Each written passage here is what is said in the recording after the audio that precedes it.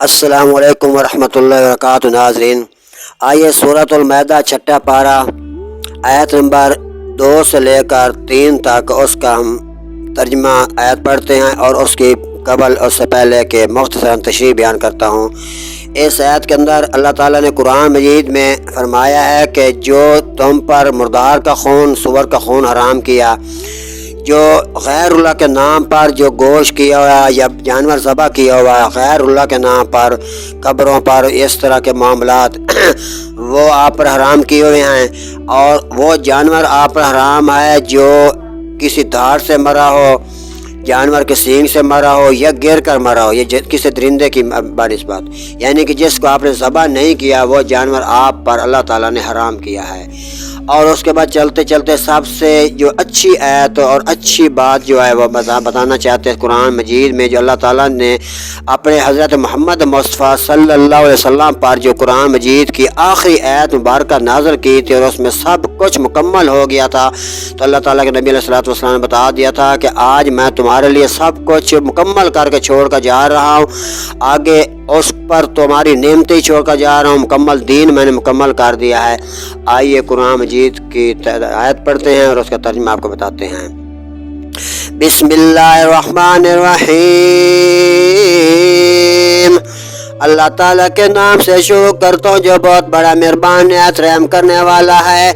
حرمت علیکم المیتۃ والدم ولحم الخنزیر، تم پر حرام ہے مردار اور خون اور سور کا گوشت، وما احل لغیر اللہ بہ والمنخنقۃ والموقوذۃ والمتردیۃ، اور جس کے ذبح میں غیر خدا کا نام پکارا جائے اور جو گلا گونٹ کر مرے اور بے دھاڑ کی چیز سے مارا جائے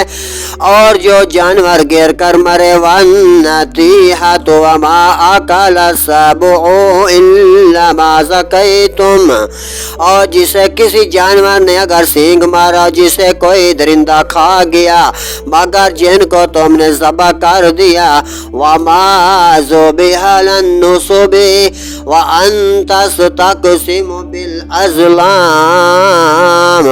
اور جو کسی جانور تھان پر ذبح کیا گیا، کسی جانور کو تم نے تھان پر ذبح کیا اور پالنے اور پان سے ڈال کر بانٹا کرنا،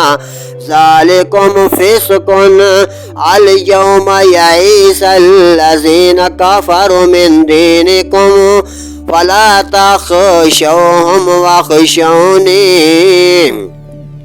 یہ گناہ کا کام ہے، آج تمہارے دین کی طرف سے کافروں کی آس ٹوٹ گئی تو ان سے ڈنڈورا اور مجھ سے ڈرو۔ اللہ تعالیٰ فرما رہا ہے تم ان سے بے نڈر رہو اور مجھ سے ڈرو۔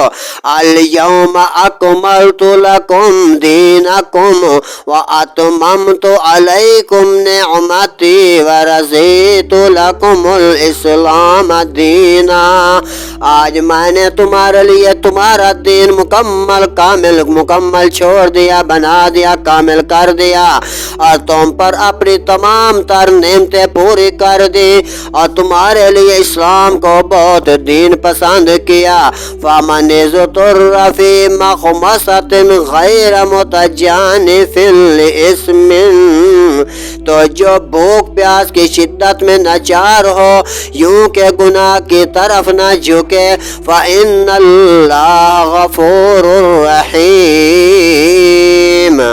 تو بے شک اللہ خوب بخشنے والا مہربان ہے۔ صدق اللہ العظیم۔